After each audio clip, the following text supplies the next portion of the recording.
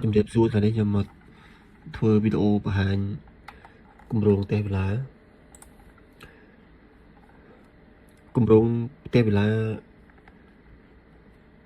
ខាងខ្ញុំបានគូប្លង់ចប់រួចរាល់អស់ហើយអញ្ចឹងជំហានមុននឹងសាងសង់ខាងខ្ញុំបានតឡើងជាប្លង់ 3D មកតង់ទៀតដើម្បីត្រួតពិនិត្យមើលមុននឹងយើងចូលសាងសង់តើយើងគូសប្លង់ 3D ទៅកន្លែងណាដែលយើងត្រូវមានបដោះធ្នឹមឬក៏កន្លែងដែលមានចាក់ឡាំងតូចាក់អីគឺយើងគូសនៅលើ CD នៅហើយអញ្ចឹងពេលយើងសាងសង់ទៅយើងសាងសង់អត់ចេះខុសទេដោយសារយើងគូស CD មើលបានមុនហើយអញ្ចឹងខ្ញុំសូមបង្ហាញនេះផ្ទះវិឡានេះតតឹងវា10បណ្ដោយវា5-10ម៉ែត្រខ្ញុំមានចដាក់កោននៅកណ្ដាលផ្ទះអានេះគឺជាគ្រោងឆ្អឹងដែលខ្ញុំបានគូសហើយខ្ញុំសូមវាមើលចាអានេះយើងក៏លេខទៅមើលជាន់តដីនេះជាន់តដីអានេះគឺជាធ្នឹមដែលយើងបានគូរួចហើយនេះឡៃបាក់វាផ្ទះបាយ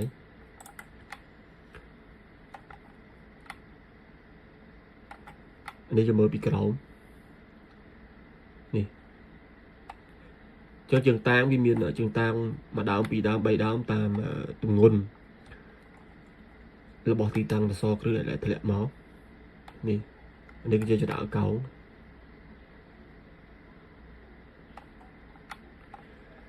ជើងជំហានក្នុងការសាងសង់ជំហានដំបូងយើងមិនបុកគ្រឹះនេះការងារគ្រឹះតោះឲ្យយើងធ្វើជើងតាងហើយយើងចាក់អក្សរទឺសិននេះចាក់អក្សរទឺហើយតោះឲ្យយើងរៀបឥដ្ឋនេះយើងរៀបឥដ្ឋជុំវិញ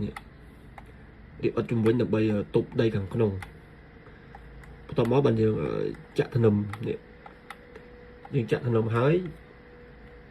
នេះយើងបង្ហាប់ថ្មនេះអញ្ចឹងផ្ទះវិឡានេះជាន់តដីគឺយើងបង្ហាប់ថ្មទាំងអស់ក្នុងបរិវេណបាតវាអានេះកន្លែងនេះច្រកចូលខាងមុខចដាយើង5កម្ម1 2 3 4 5ចឹងពេលយើងចាក់បេតុងនេះកន្លែងច្រកចូលខាងមុខនេះគឺយើង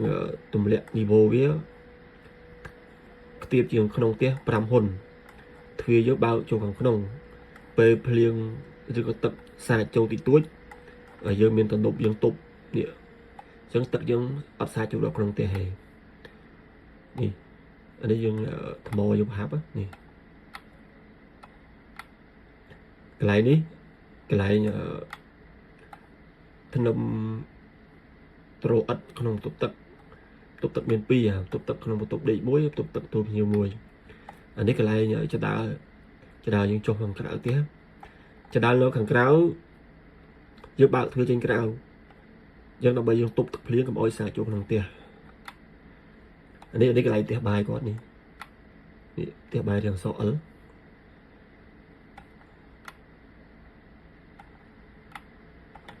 ជាន់តដីពេលយើងឡើងចដាមក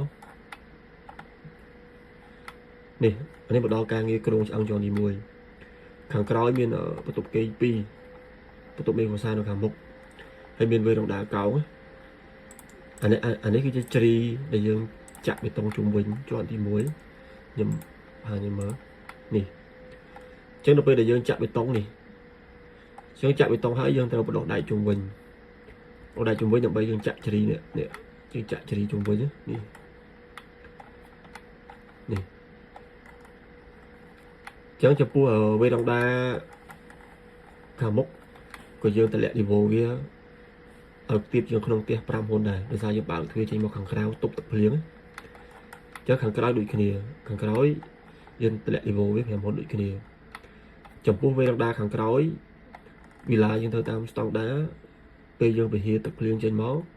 គឺយើងអត់តរយោវាបាញ់មកទេវាក្រក់មើលនេះ គឺយើងមានតម្លាក់ជាអណ្ដាតតបយើងរត់ប្រព័ន្ធទឹកកខ្វក់ទឹកភ្លៀងលាក់នៅក្នុងពីដើមនេះអញ្ចឹងយើងមើលអត់ឃើញទេអាហ្នឹងប៊ីឡាស្តង់ដាគឺយើងធ្វើអញ្ចឹងយើងមិនអាចធ្វើដូចប៊ីឡាធម្មតាបានទេ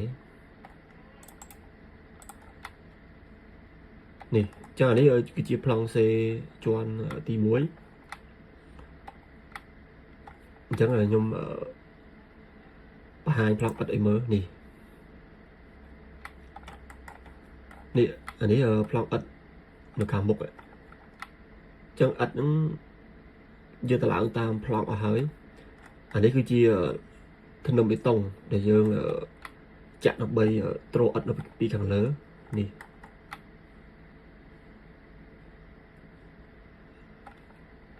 អានេះកន្លែងប៉ាក់ទៅវិញដើរកោខាងមុខនេះចាំមាត់ទ្វារយើងនេះគឺយើងបើកចេញក្រៅអានេះសិតតែធ្នឹមបេតុងយើងនេះអានេះយើងរៀបទំនប់វាដើម្បីយើងចាប់ប្រកាន់ដៃជាន់ពីលើនឹងនេះអានេះជ្រីយើងមិនជ្រីចាប់ដៃទេតែជ្រីចាប់បេតុងយើងធ្វើពុំចាក់នេះអានេះប្អួយធំអានេះគឺជាឡាំងតូធ្នឹមយើងនេះដូចគ្នានេះកន្លែងមាត់ទ្វារចេញខាងក្រៅចានេះខាងក្រោយចឹងយើងទៅមើលប្លង់អិត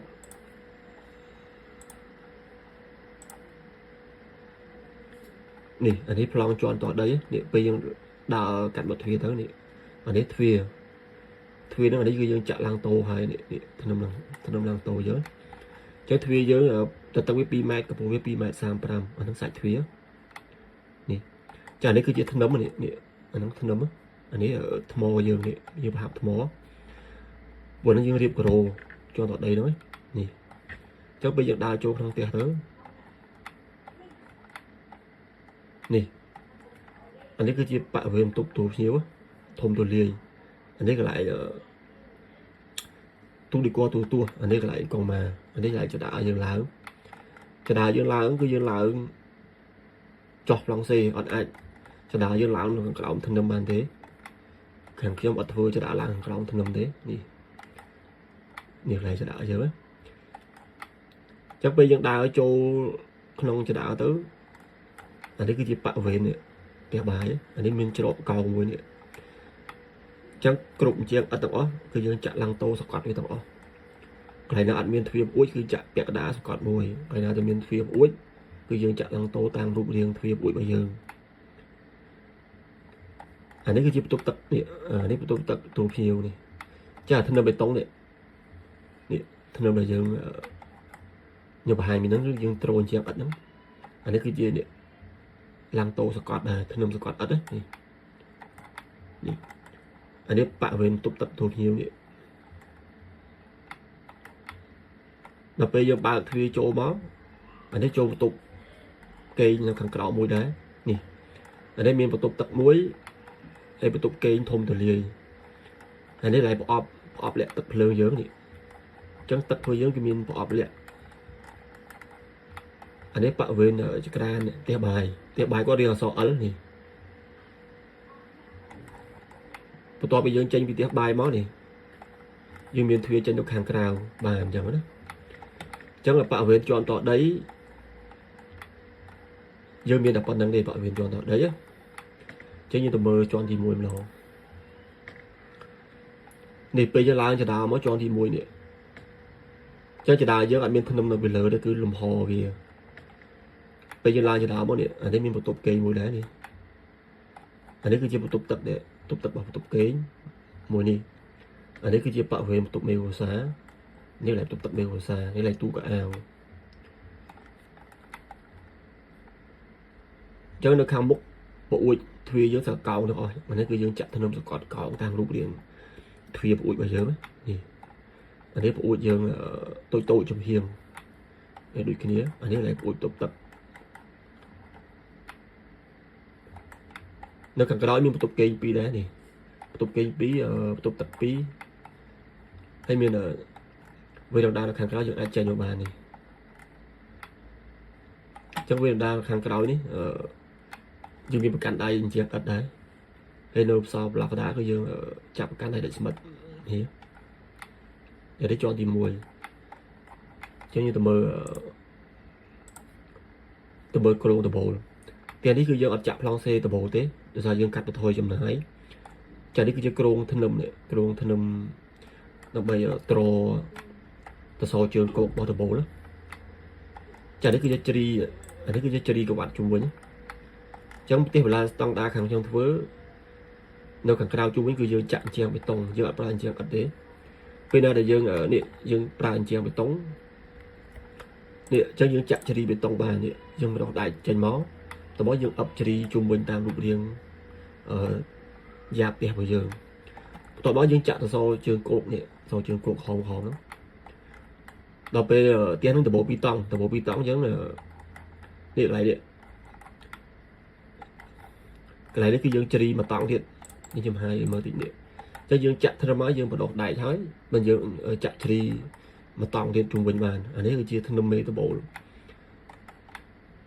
chân lô ta để dương miên plong cho ba lo sân mà dương cục chân máu dương sang sang tới người biết tao tam plong mà dương ấy đi chân như bà hai rồi mới được đi chắc anh ấy cứ chia plong tia dương thì múi miên ở kruông sầm nón bụng ắt cái bụng nó kruông từ bồ này chẳng là bây giờ cu chẳng hơi dương sang sang tới cái lại ra để dương có dương ai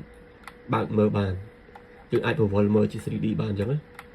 chỉ đó dương đôi tia dương sang sang bền tên chẳng gọi là dương cu nó không cần thì xử đi tục mơ sần cho như mới nhóm hai từ bộ là mơ tí cho môn này dương ở thơ kron từ bố này chẳng tia dương cái chạm là còn nữa cho bó nó cho là bố của dương tao để vào đó đây nó bay tục chạm sau trường cột á chả đấy cứ chia tra để dương các bạn chung với nhau bị tôn những con vì lời lắm như bà hàng tuổi mới nè nè chắc là tôn giống tao con vì lời ta nè chung với nhiều lại để miền thân nấm mà nó cứ dương con là thân nấm giống chẳng bây giờ bọc bương đấu nè cái bương giống cứ nó còng chỉ đi chẳng bây tập máu thì lại máu cứ việc trâu gặp nó đây cứ việc thì lại máu hàng cao hơi ở nó là tập bộ vi tỏng nè chẳng trong pua tình này mồm tập bộ khang không cu do mồm sang pram được cái tọt máu cái pua hết cứ việc chơi lục riêng tam tình này mồm bao giờ để vô bản cụ thể nè